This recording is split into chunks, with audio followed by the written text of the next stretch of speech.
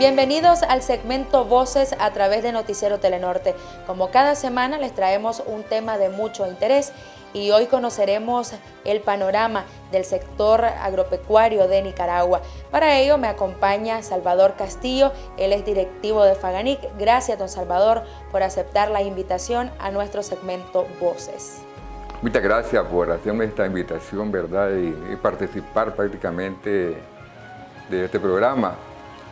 Queremos referirnos un poco realmente a cuál ha sido la situación que hemos tenido precisamente este año 2020. No hay que olvidar que a pesar de que tuvimos un feo panorama casi al final, pero el invierno que hemos tenido en el año 2020 ha sido de los mejores. Hubo una buena arrancada con el invierno. Nosotros como productores realmente nos sentimos muy satisfechos porque vino a beneficiar mucho en las cuestiones de la siembra, así como también con las cuestiones de los pastos. Entonces, todas estas lluvias nos ayudaron muchísimo a buscar cómo elevar lo que es el manto acuífero que tanto hemos necesitado. Acordémonos que en todos estos años anteriores hemos tenido una sequía severa que nos han venido impactando totalmente en las cuestiones del agua, en las cuestiones de las quebradas, de los ríos, zanjones. Sin embargo, nosotros nos sentimos satisfechos, digamos, de lo que fue el invierno en esta primera parte. Sabemos de que este año, aparte de esa buena perspectiva que hubo en este sector, pero enfrentamos pandemia, y una pandemia, así como fue oportunidad para muchos, también creó factores que afectaron diversos sectores. El sector ganadero y agropecuario de nuestro país se vio afectado ante la pandemia de COVID-19, don Salvador. Nos afectó muchísimo, ya con la cuestión, digamos, de la pandemia, porque fue una enfermedad a la cual, digamos, nosotros como productores no habíamos estado acostumbrados. Sin embargo, hay algo bien claro, y es que la economía no se puede detener aquí en el país. Y en este caso nosotros, los productores, hemos tomado, digamos, todas las precauciones necesarias en el campo, todas las indicaciones que nos han dado, que van desde el lavado de manos, desde el distanciamiento, el uso de las mascarillas, también, los lugares estos, digamos, propicios para estarse lavando las manos constantemente. De tal manera que nosotros en el campo, digamos, tratamos de evitar lo que es el efecto de esta enfermedad.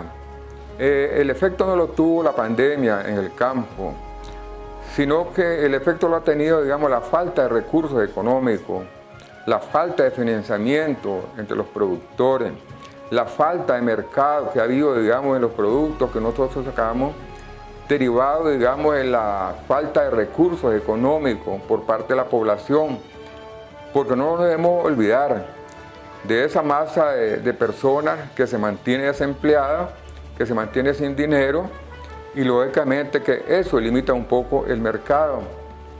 Nosotros quisiéramos seguir produciendo aún más todavía, porque una economía crece cuando se produce, pero también cuando se compra.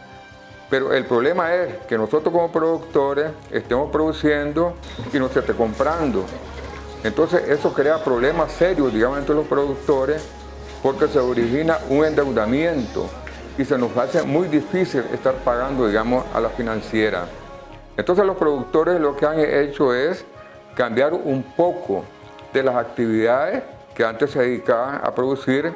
En este caso hablo bien específicamente como fue la hortaliza, que la hortaliza, que es muy sensible precisamente, muchos productores dejaron de sembrar hortalizas para dedicarse a otras actividades, como fue, digamos, la cuestión del frijol, en que los costos son aún más bajos que estar produciendo hortalizas. De ahí es donde nosotros vemos, digamos, cómo las tierras han sido ocupadas más para la producción de frijoles. Lo que trajo una también, ante el éxito que también hubo del invierno que antes mencionaba, muchos reportaron sobreproducción también en el ciclo. Las exportaciones este año han sido históricas aquí en Nicaragua, Por primera vez en la historia, aquí se van a exportar más de 100 millones de dólares en frijoles. Más o menos como en los años 2009, creo que se iban a exportar casi 80 millones de dólares también en exportaciones. Y este año realmente se está rebasando, digamos, esa cifra histórica. Precisamente porque tuvimos una gran ventaja. Precisamente esa ventaja fue la bendición que tuvimos con las cuestiones de las lluvias. Sin embargo, quiero hacer mención que hoy en día los costos no son tan bajos a como eran antes, porque el costo de producción de una manzana de frijol puede rondar entre los 15.000 córdobas y los 10.000 córdobas. Entonces, un productor, para que vea su rentabilidad en el campo, al menos tiene que producir más de 20 quintales por manzana.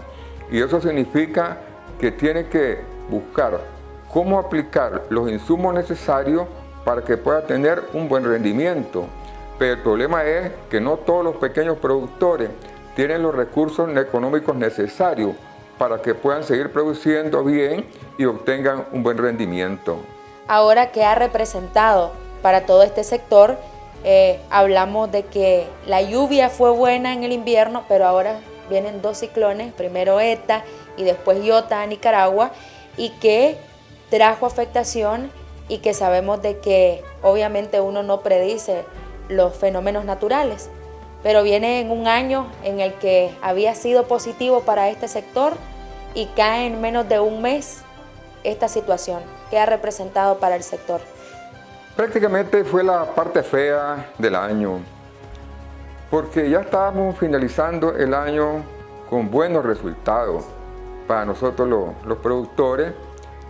Ya estábamos en la época de postrera.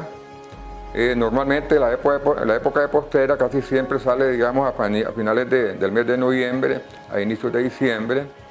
Sin embargo, digamos, la llegada de estos dos huracanes nos vinieron a hacer desastre prácticamente en el campo.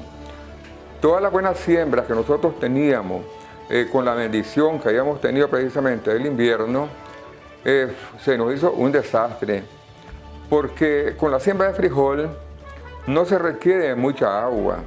Y esa es la ventaja que nosotros teníamos, sobre todo en lugares, digamos, la zona seca, como es, digamos, la parte norte de Nicaragua, que es donde más se siembra la cuestión del frijol. Hay otros lugares, digamos, como Santa Lucía en Boaco, en Terrabona, en Ortega, que se siembra, pero acordémonos de que el frijol no requiere de mucha agua. Puede ser que ustedes algunas veces observan que existe, digamos, la siembra de apante, que mucho se da, digamos, para las zonas de Guinea, que es cuando hay menos agua para esa zona. Sin embargo, para estos lugares en que tuvimos, digamos, cantidad de agua, el frijol fue afectado. Yo considero en lo personal de que al menos, digamos, el desastre que hubo en el frijol puede llegar a más del 60% de las pérdidas. Y eso realmente afecta muchísimo o han afectado muchísimo a los productores en medio de las limitaciones de recursos económicos que han tenido. A nosotros se nos puede avecinar, digamos, ya pensando, digamos, en unas perspectivas para el próximo año, es una situación muy grave en el campo para todos los productores, porque nos va a encontrar, digamos, sin recursos económicos, sin alimentación, y no solamente eso, sino que acordémonos de que la próxima siembra en el campo es hasta el próximo mes de mayo, junio, que es donde vamos a sembrar, digamos, la siembra de primera otra vez. Quiere decir que en el campo el productor pasará sufriendo todo este verano sin empleo, sin recursos económicos, sin comida, y esa es una situación muy grave que tiene que buscársele algunas alternativas para ver de qué manera las familias en el campo puedan sobrevivir de la mejor manera posible. Me llama mucho la atención cuando habla casualmente de buscar esa alternativa. Sabemos de que en el caso de los sectores que ustedes tienen el conocimiento como Faganic, ¿creen de que hay a quien lanzar un SOS o definitivamente los productores por cuenta propia, como han venido haciendo sus esfuerzos a través de solicitar algunos créditos o buscar algunas alternativas?